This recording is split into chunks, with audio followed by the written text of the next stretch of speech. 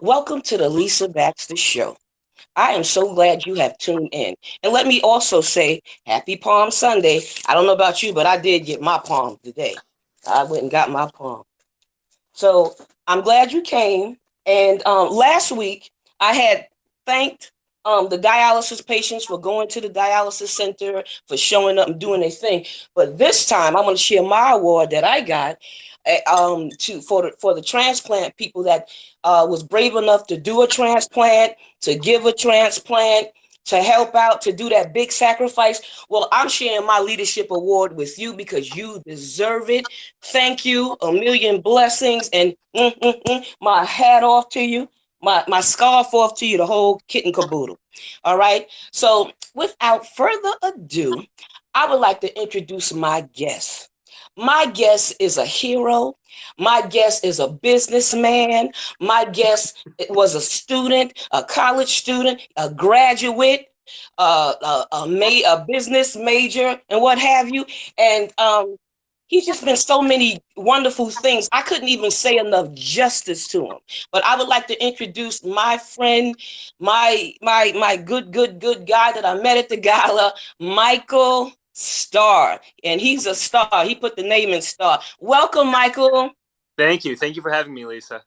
It's such an honor. It is such an honor to have you. Oh man, it's not just you, but you, your family, you guys, y'all are all in this together, and that's what it takes. They say it take a village for a child. Well, honey, with the kidneys, the transplant, the whole thing, it definitely takes the whole family. Yeah, You know, it's it's you a know. it's a team effort for sure.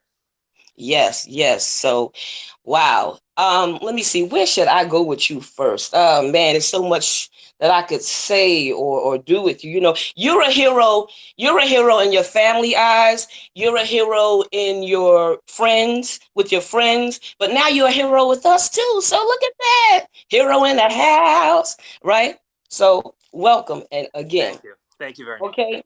So what I want to ask you first, what touched your heart to give your brother a kidney?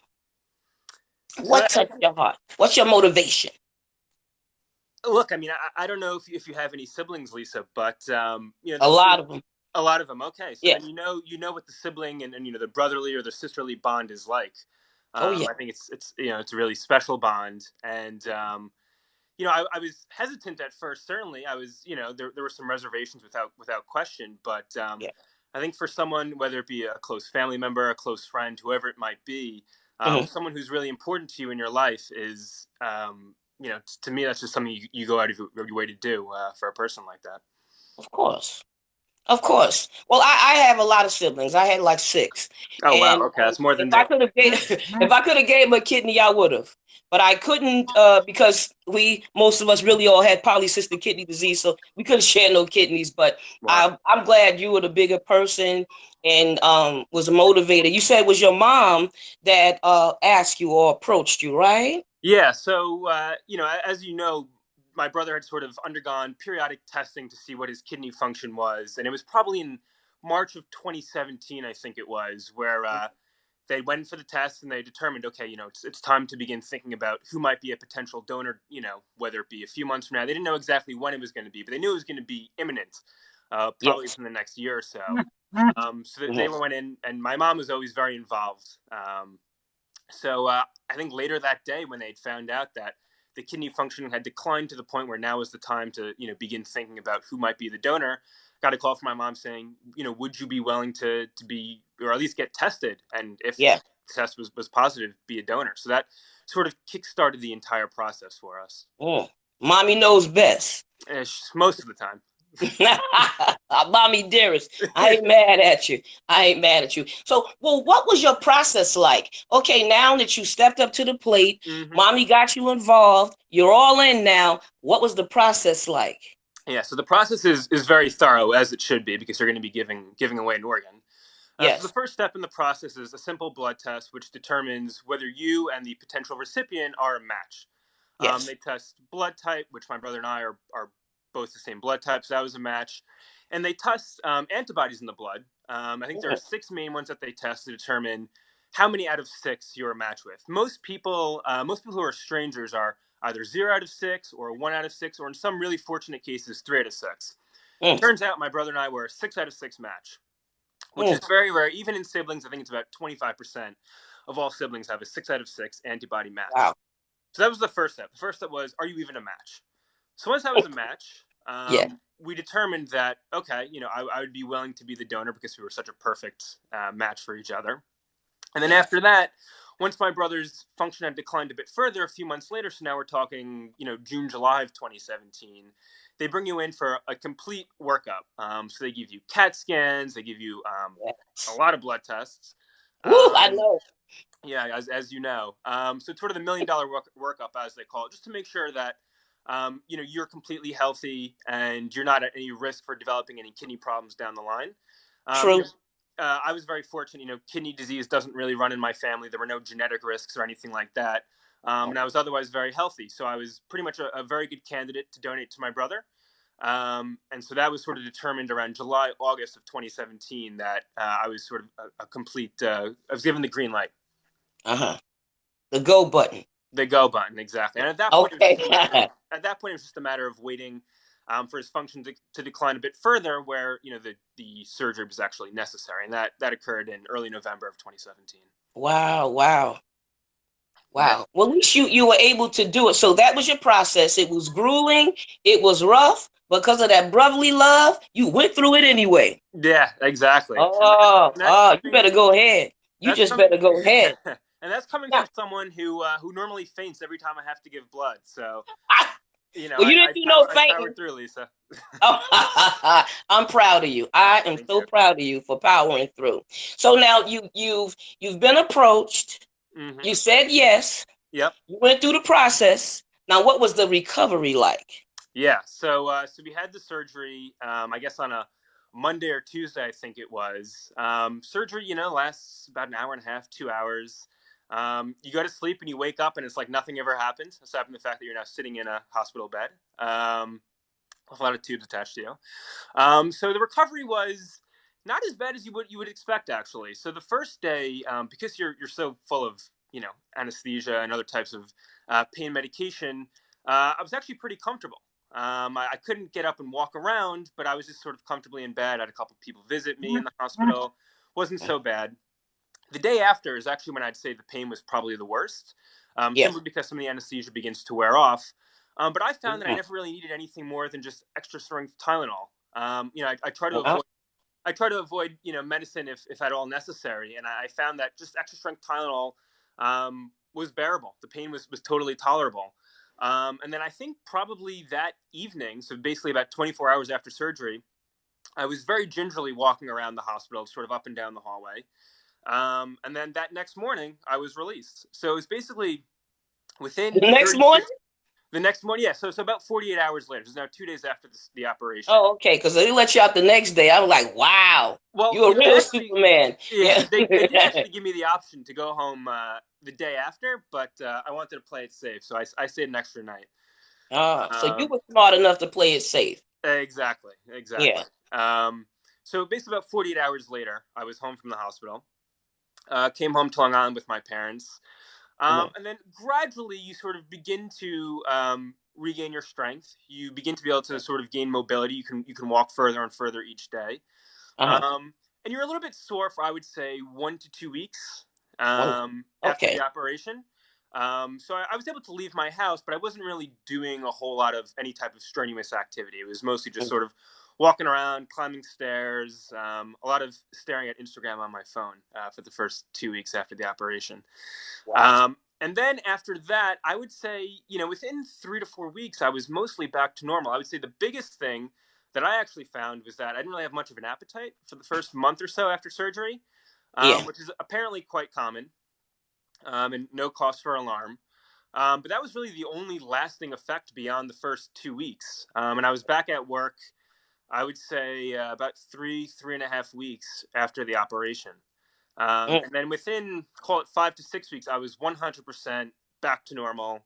Appetite was fully back, was able to, you know, run and jump, do any type of physical activity. Yeah. So, and pretty much since then, I've felt completely normal. Aside from a small scar on my stomach, you wouldn't even be able to tell in most cases that I was ever a kidney donor. Wow, wow. So when they did this, they had to explain everything to you even before the operation, right? Oh, of course, yeah. They want to make sure that you're as comfortable as possible. Yeah, The medical sort of motto is "do no harm." So that's the first thing they want to make sure is that they're not putting the donor in any risk or any uncomfortable position. yeah. And in fact, as a part of the workup before you donate, it's not just a physical evaluation, but there's a mental evaluation component to that as well. So there's Talk about it. yeah, so there's a psychologist or a social worker who works at the hospital. We were at Weill Cornell in New York City. Hmm. And Yeah, I she had brings you mine in into Mount Sinai. yep, yep. And they bring you into a room and they sort of probe and ask questions. Are you really comfortable with this? Do you feel pressured? What if someone else in your family needed a kidney? So on and so forth. Just to really Yeah, make sure that if there's anything you feel you need to say, you're comfortable saying it. that's And your chance. right, exactly. And there's sort of no serious reservations that you're doing this on your own accord. So that's important as well because they want to make sure that you sort of know what you're getting yourself into, so to speak. That there, with any surgery, anytime you're under anesthesia, there's always potential for complications. So I Yeah. just think it's important that people be aware of that, as small as it might be. It's still important that you be aware of that before you go into, before you walk into it. Mm. Well, that's true. That's very true. And you have to know what you're getting into. You don't just want to go in anything blind. And that's one of the things I liked when my husband was going to be my donor. He went through a series of tests. I went through a series of tests, and you need the psychological thing there because you think all kind of things, or I don't know. Did you have any worries or fears doing this? Yeah, I mean, there are always going to be, I think, some fears when anytime on any operation really. So Sure, first, there's sort of sure. the risk of post complication, or rather post surgery complications. So a very very small percentage of people get an infection after surgery or they develop a hernia after surgery. I was very fortunate; I didn't have any complications, but that's always the worst, sort of the short term side effects. And Mm. then there's always some sort of longer term side effects. But it seems as though most studies have shown, and I'm not a doctor, but in a lot of the research I've read and a lot of the medical professionals I've spoken with have all Yeah. said Mm. that the long term risks are very minimal and that really all it takes is a commitment to a healthy lifestyle. So that means things like, don't smoke, but I was never a smoker, so that's not an issue. Yeah. Try to get a moderate amount of exercise, which I tried to do. And also, protect your remaining kidney from any physical harm. So, Oh um, yeah. things like tackle football or rugby, I wouldn't be able to play. But my That was five out foot, of the question, right? yeah, but my 5'9" frame was never really supporting a professional career in the NFL anyway, so that wasn't a concern. Yeah. Wow. Wow. Well, at least a lot of things didn't have to change for you. You wasn't a smoker. You didn't play football anyway, so you wasn't losing anything. Exactly. You're still gaining. You know what I mean? You got Exactly. your health back, or your health even better, or restored. Yeah. And you were able to be the hero to the family. I'm sure every time your brothers see you, I'm sure it gets in his heart some kind of way. Yeah. Some Yeah. kind of way, even if you don't say it, I'm Yeah. sure it's there some kind of way. Absolutely. If you had to do it all over again after you went through this, would you do it again? Yeah. Absolutely. No question about it. Oh, And what's kind of interesting is that I've spoken with other people who have donated kidneys, and in many cases, they actually say as though they feel a bit better after donating their kidney. Because what? physically, Hmm, yeah, I know it's kind of that's strange. cool. I mean, hey. Because physically, you're sort of making sure that you're taking care of your body. So it's sort of a self-selecting group of people who are donating in the first place, Mhm. and also just from a mental standpoint, I think a lot of people feel proud of what they have done, and to be able to see impact someone's life so drastically, I think is a really positive in a lot of people's lives. Yeah, So yeah. yeah, no question about it. I would do it again for sure. Mm. Did you have to go to a support group or anything? Or I see you did your homework by talking to other transplant Yeah, patients.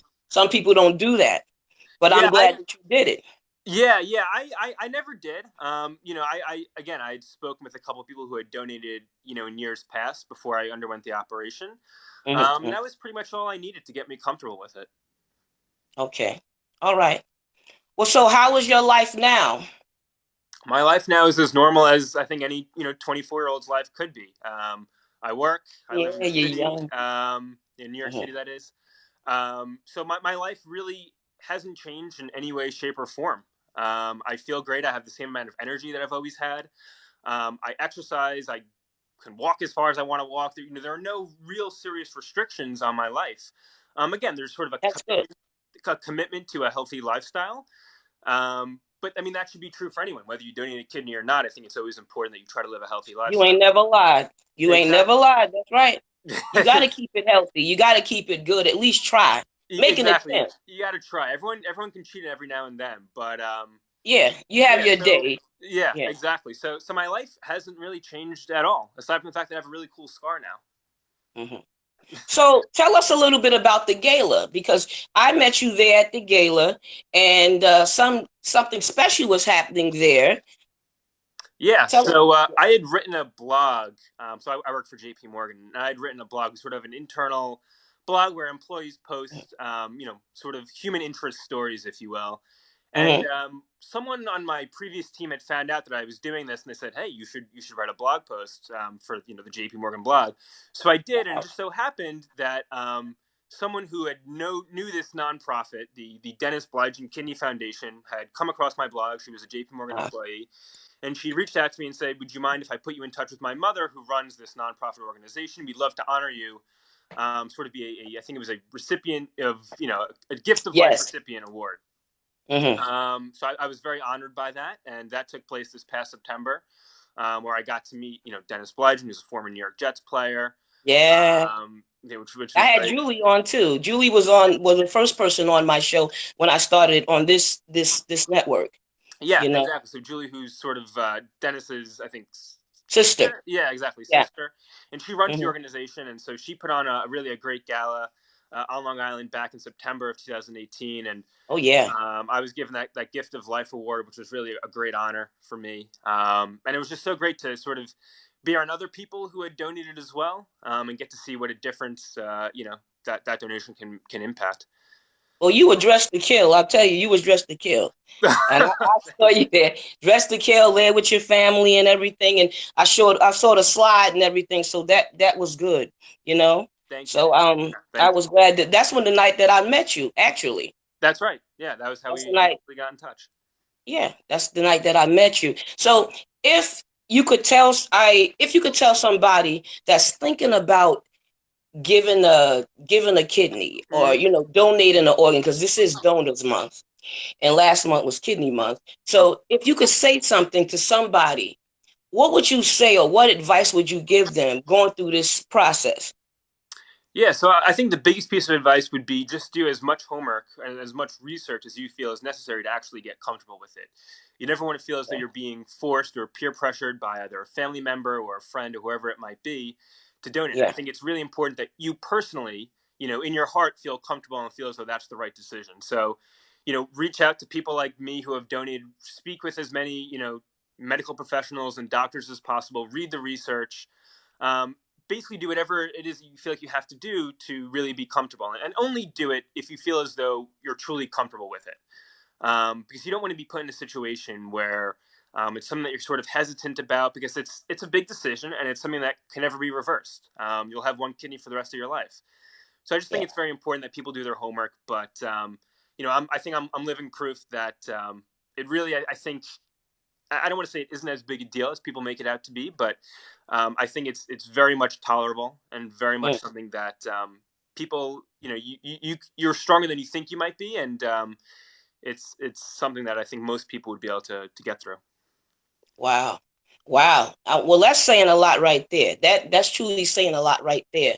Now, okay, what would you say to the person that's waiting for the kidney? I mean, if you can't say anything encouraging, because I'm sure when your brother was waiting, I'm sure y'all had to say something to him or encourage him or calm him down or make him relax or whatever, butter him up. I don't know. But whatever it is, I'd like to know what would you say to the person out there that's either waiting or on pins and needles or whatever it is? Yeah, I would just say, unfortunately, patience is a virtue, Mm, if you will. But I think ultimately things tend to work themselves out, and you'll find that generosity comes from so many different places. Even if someone can't donate, if you have a family member or a friend who wants to help you out, maybe they're just, maybe they haven't, some type of medical issue themselves where they can't actually be a donor. there are ways Mhm. where they can get involved in helping you find a donor or creating a support group, or whatever it might be. So if you can sort of enlist people who are close to you in your life, to sort of be sort of your support system and maybe help you find the right match in terms of a donor, I think that's something I would tell to potential recipients as well. Okay. Oh, that's a good point. That's a good point. I know a lot of people said they were afraid because they kept saying when they go to the hospital or doctor, if they found out they were a donor, they might want to off them.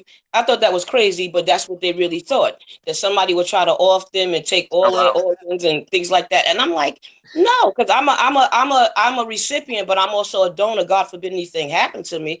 You know what I mean? I see how important it is to be Yeah, this thing. I You think know I what I think mean? I think the idea that if you're a kidney donor and that you're going to get taken off life support early or something like that, I think that's a total myth. And I would hope something like that Yeah, never happens. but your family better beat it. No, I'm just kidding. Yeah, But you have people around you and everything, and they took that oath to do no harm. So they should have the best interest for you. You know what I mean? And this operation cost a lot, anyhow. It cost a lot anyway. yeah, But yeah, you're a living donor, and a lot of people don't get a living donor. I had a deceased donor myself, yeah. and That's right. whatever was coming through was fine with me. But everybody don't feel that way. You know what I mean? You Yeah, know. absolutely. I mean, look, I think there's a shortage of potential organs for donation in the country right now. So Yeah, any whether it be a living or a deceased donor is valuable, but yeah, I think living donors are great because I think the chance of success tends to be a bit higher, yeah. and you can sort of match with a family member. So that's always really valuable. Wow, yeah. Well, I didn't know if you were on the peer exchange because Joe Senecar, he was on the show also a couple of weeks ago. I forgot what week it was, but he was on the show and he talked about that. So, was your brother thinking about doing that if you were in a match or nobody in the family was in a match or anything like that? Did you Yeah, y'all think of I that? think yeah. So I think had I not been a 6 out of 6 match, or for whatever reason I wasn't able to, or no one in my family was able to donate, Hmm. I think someone in my family probably would have underwent that paired exchange, as you mentioned, which is essentially where let's say my mom, for example, she donates a kidney to someone, to a stranger, and then the Uh-huh. stranger has a family member who's willing to donate, but they too are not a match. Then you sort of you kick off a chain reaction, if you will, where each kidney gets passed to the right recipient until ultimately one finds its way to my brother that is appropriate for him. Yeah. So yeah, I think that's sort of the next best option if you can't have a direct exchange with a family member or a friend or whoever it might be. Wow. You also said that you had a blog, and if somebody needed to talk to you or get in touch with you, how might they do that, Yeah, Michael? so my actually it isn't my blog; it's a JP Morgan blog. Okay, where you work? Where I work, exactly. So it's not my personal blog, Ah, but right. you can feel free to I think you have my cell number. If not, I can give you my email address offline. You can if Hmm. anyone reaches out, you can certainly feel free to distribute that. Okay. You'll also see when you look at the show, you'll see who tuned in, who has questions, so you're able to answer also. So that's a cute little homework for you, All right? right, I know great. it's homework for me because as when after this is over, I will look too. You know? Okay, sounds good. Okay. So I'm looking to try to do that. So Awesome. okay. So Okay, great. but but I couldn't tell you enough that I'm not only grateful to have you on the show because I was looking for you for a minute because I met your parents and they said that they we was going to get together, and then I don't know, we lost contact, but see, this is fate I'm glad because you you're found me, right Nicholas. here and I got you right at the right time, and I got you on the donors month, which is hard for people to do, but it wasn't hard for you. And I can't say it's hard for me. I'm still alive, though. You know what I mean? Hmm. I will be a deceased donor when I'm a donor, but I'm just saying it's was easy somewhat for you, but harder for me. Yeah, I mean, look, I was not without reservations, no question about it. It's a big decision, and I totally sort of empathize with people there. But I think the more research I did, the more comfortable I got with it, and it really isn't as bad as people make it out to be. As I said, the recovery was relatively painless. It's a couple days or a couple weeks of discomfort, but I was back to work within a few weeks, and Mhm. again, my life really hasn't changed in any way, shape, or form. So I would just strongly encourage anyone who's considering it to get tested and really consider all options. Were you worried about losing your the function of your other kidney, or had any plans if God forbid if anything happened or anything? Yeah, so the interesting thing is that with people who have sort of kidney disease or kidney failure, what happens is it tends to affect both kidneys. So the sort of common myth is that, oh well, if you have one kidney down, that means that you're 50% more, you only have 50% of the function remaining, but that isn't really true. Hmm. The one remaining kidney can make up for any lost function, and if I were to, God forbid, have kidney disease down the line, it would have affected both kidneys anyway. So having one Ah, kidney isn't really doesn't really put me at a disadvantage in that sense. And what's a really unique perk, if you want to call it that, is God forbid I were to ever need a kidney at some point in my life, kidney donors are sort of put to the top of the list. So that's another added benefit, if you will. wow. Yes. Oh yes. Oh yes. Okay, so you said your brother is doing fine. He don't have any setbacks or anything. Everything's going smooth with him. Yeah, he's doing great. So he's up at school. He goes to the University of Rochester. He's a junior there, as or rather a business major. And he's on, a small regimen of immunosuppressant drugs, which most kidney recipients are. Because we were brothers and we were a 6 out of 6 match, his regimen is significantly reduced compared to what most people have to undergo, which is great. And he feels full of energy. He feels full of life, and he too is living a very normal college kid's life, if you can Oh, imagine. that is wonderful. That is wonderful. Yeah. So you only lost I think you said he lost a year of school and he went back, Yeah. So and you lost some time too. no, so he had lost a semester, so he had to sort of A repeat semester, some of that's those it. classes, but the school was Mhm. very flexible with him. And Right. I was by the time I donated, I was already graduated from college for about a year and a half at that point, and I was working, and my employer was very supportive, and I was Oh, on that's what's called good. short-term disability, so I still got paid, which was great. Um, and I was back at work within 3 to 4 weeks, and so there were really no hiccups whatsoever when it came to professional life. Wow. Well, that's wonderful. Well, Yeah. you done said it all. You done said it all. Is there anybody special would you like to give a shout out to? Somebody personal, maybe somebody in your family, maybe a young person or young lady or something. Say anything. I don't know. So I don't want to say the wrong thing. So who you want to give a shout out to? Give it to them. Well, I'll give a shout out to all my family who I know is watching and all my friends who I know are watching. So Okay. that's an umbrella policy. Wow. Okay. Okay. So that's everybody. That includes everyone. They know who they are. Okay. Okay. So, well, I thank you for coming on the show. I thank you for sharing your story. I thank you for being brave. I thank you for your cape outfit. You know what I mean? Having a cape, being a hero, being a superhero at that. And you have any last minute words before I go a little bit further? I would just strongly encourage anyone who's considering donation to, continue exploring, the possibilities, and just recognize that you're doing a great thing. You really have a tremendous opportunity to change someone's life and really give someone a new lease on life. And those opportunities don't come around every day. So you should seize it if you have it. Wow. Oh, man. I love that. I love that. Thank That's a you. great pitch. And it's a real pitch and it's coming from your heart. So I Yeah. do thank you. I do appreciate you. And I'm sure I'll see you again in the future. And who knows, maybe I'll get another family member on here. Okay. Okay. So Sounds I great. thank you. And I'm going to thank everybody out there as well. Thank you for tuning in to the Lisa Baxter Show. Thank you for stopping in, coming in, learning something, taking the tidbits with you. This is the Lisa Baxter Show, giving you the 411 in the kidney world. Boy, you better know what's going on in that kidney world. And we trying to give it to you. So I thank you for tuning in. Don't forget to tune in next week and take care of your kidneys, and they definitely will take care of you. All right, so I'll be signing off, and I'll be saying good night and a million blessings. Happy Palm Sunday. Thank you. Peace.